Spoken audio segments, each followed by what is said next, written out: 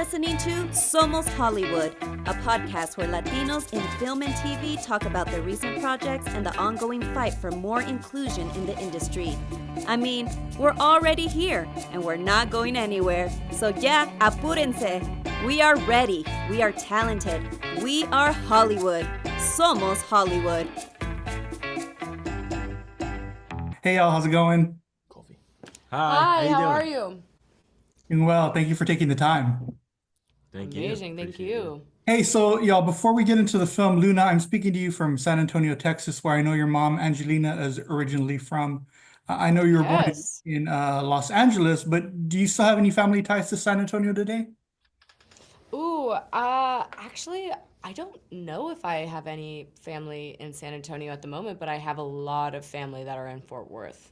Oh, Yeah, a lot of my family is in Fort Worth, Texas. Maybe some sprinkled in San Antonio still. I'm not sure. What was she saying? Oh yeah, we do. We have San Antonio family in there still repping. Yeehaw. Yeehaw. but you haven't been here in a while, I'm guessing.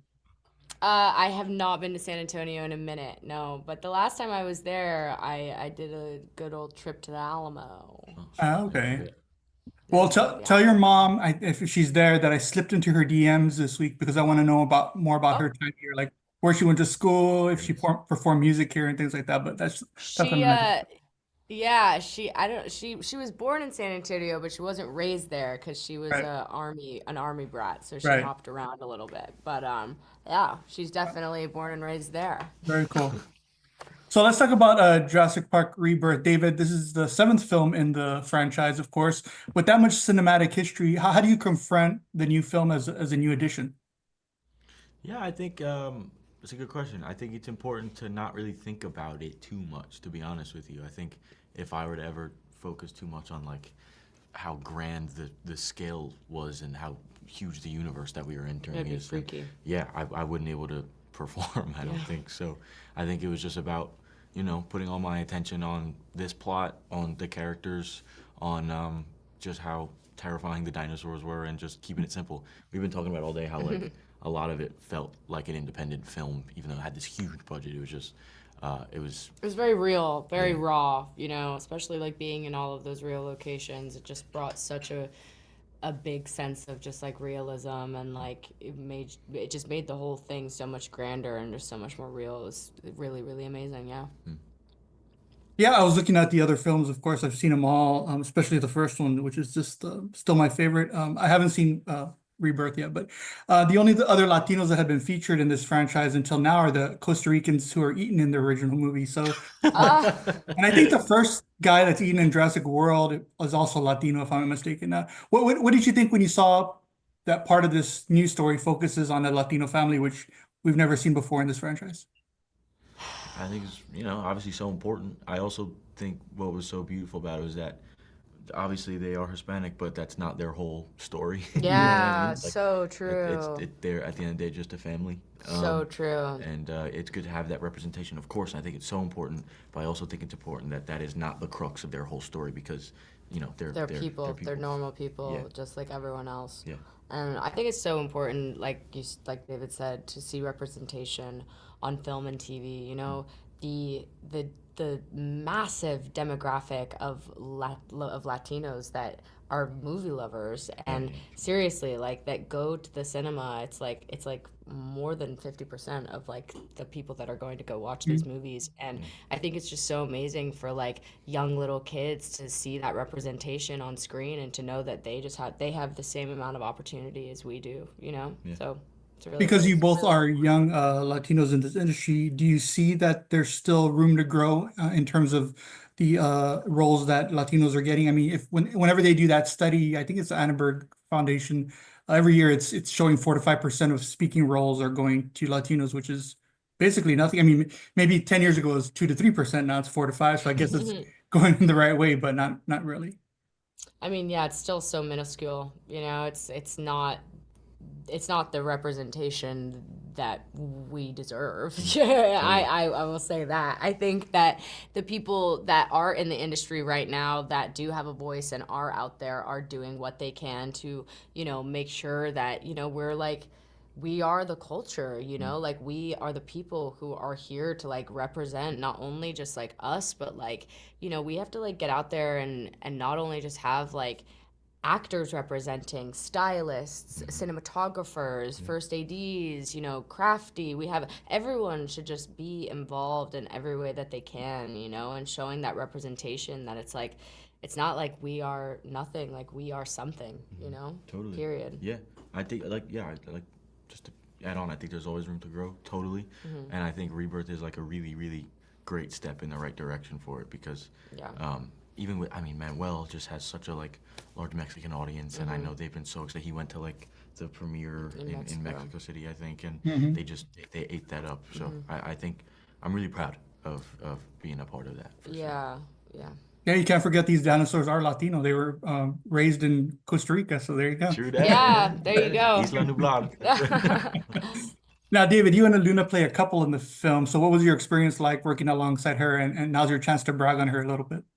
Oh, what are you, nuts, man? Nah, it was we were just talking about it all day. I felt so, I think it's so, at least for me personally, it's so important to feel like you have the liberty to play around and not feel like you're overly being perceived while you're on set, and feel like you're not acting against somebody, but you're acting with them. And I always felt that way with you, Audrina too, and Manuel obviously, but especially because Xavier's character is so closely tied to Teresa's. And you know, there's no like huge romance aspect to the movie, but his motive is Teresa. So I think Luna made it very, very easy to actually be able to put all my attention on her because she's such a beautiful soul and friend now. Thank you. I'd never say that to her if you weren't here. That's true. That's true. So I actually appreciate the question like so much. And it's ditto. Very cool.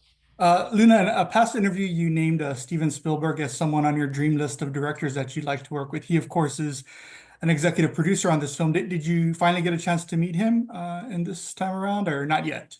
Not physically, but virtually. When we were filming in Thailand, we were on a night shoot, and the energy was just low. I think it was like 4:30 in the morning, and everyone's just a little sleepy. And Frank Marshall, our producer, comes out with an iPhone, and it's Steven Spielberg on the line, and we're like, hello? We're like, what the heck? Like, this is insane. And we talked to him for a little bit, and it was just so inspiring to just see how hands-on he is. And, you know, it's, you know, this is, yeah, like David said earlier, like, this is his baby, you know? He created this, you know, this story on film, and he's still so hands-on with it. And so it's really, really amazing to, you know, to just see that and to be a part of his world. You know, it's really, truly incredible. Yeah, it's amazing. You know, all these films, he only directed the first two, but you can see his fingerprints on all of them in different ways. What was a film of his when you were younger that kind of spoke to you or made an impact on you as actors, do you think, or as future actors? Ooh, I'd have to say E.T. Oh, you fucking stole one. Yeah, I'd have to say E.T. E.T. or Close Encounters, truly. Like, it just, he set a mark that nobody could, like, reach, truly. Like, he was just, like, he was so far ahead of, like, anyone in sci-fi world of, like, film, truly.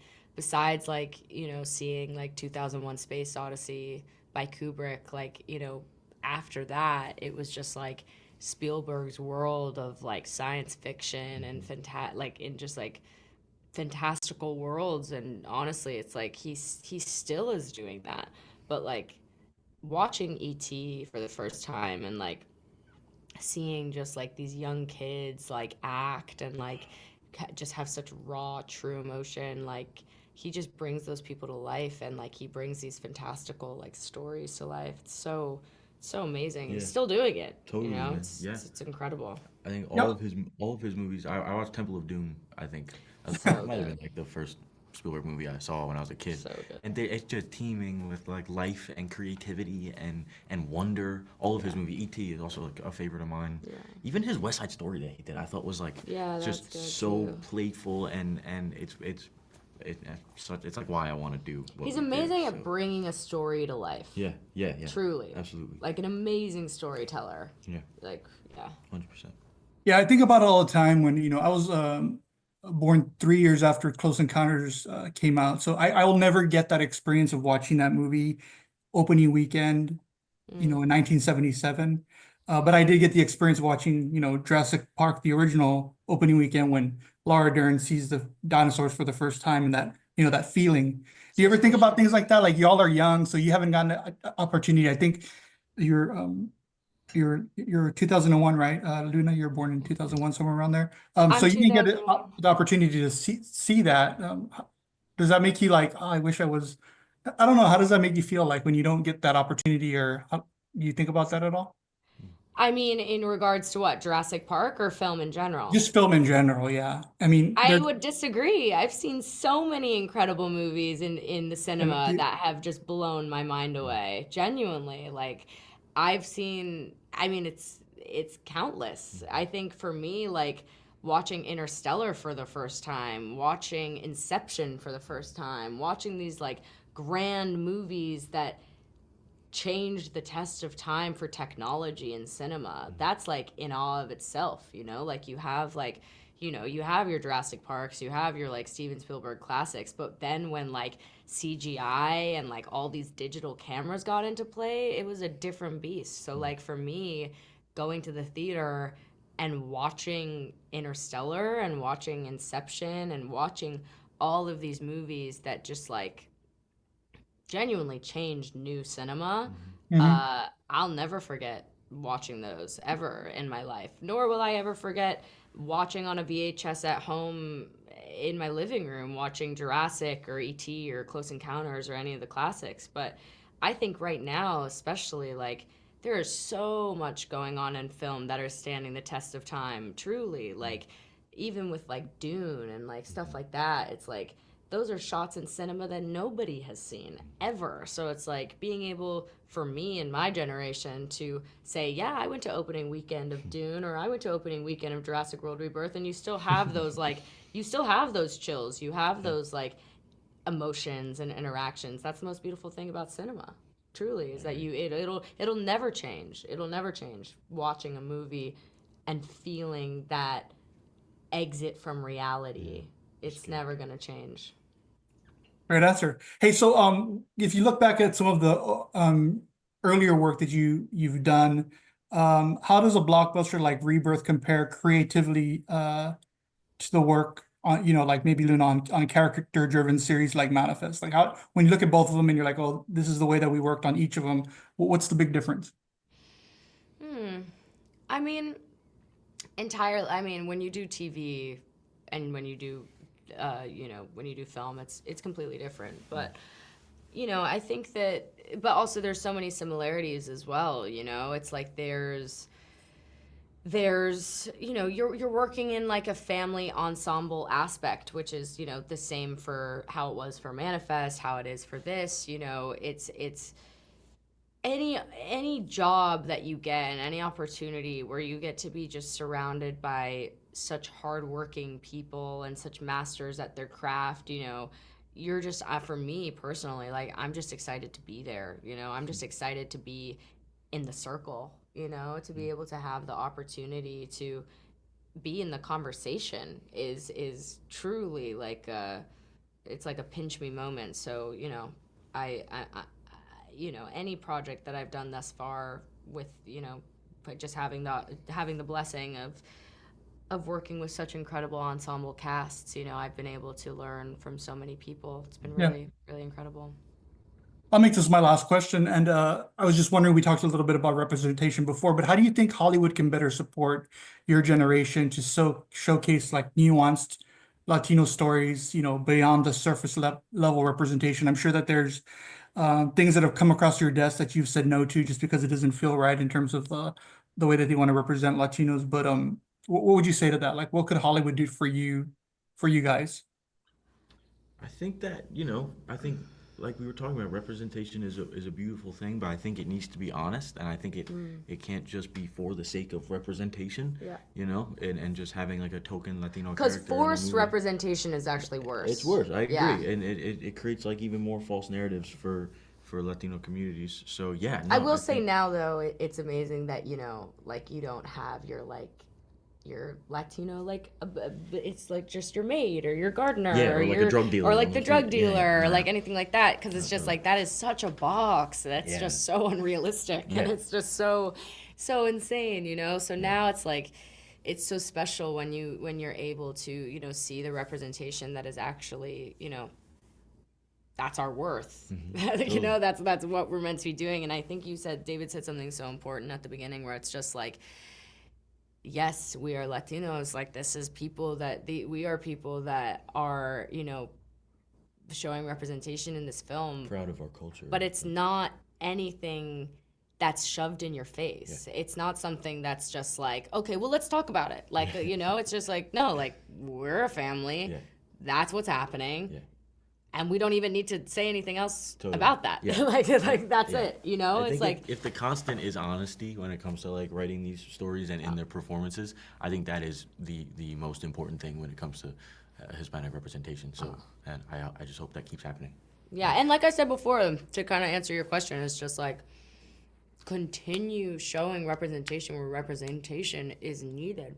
Have a set where you have your stylist that is Puerto Rican, you have your cinematographer who is Mexican, you have your you know, you have your grip and your camera department that are Puerto Rican. You know, use the representation where the representation is due, because like seriously, there are so many people out there that are just, we're all equal. Yeah, man. So give the jobs where they're needed to be given. Yeah, you know? such talented people. Yeah, that there's deserve such to be there. talented people that deserve way more opportunities than they are being given.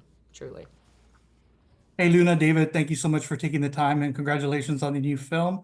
And we can't wait to see what you do next. Thanks, Thank man. you. Appreciate All right, it. have a Love good day. talking to you. a Thank good day. you. Bye.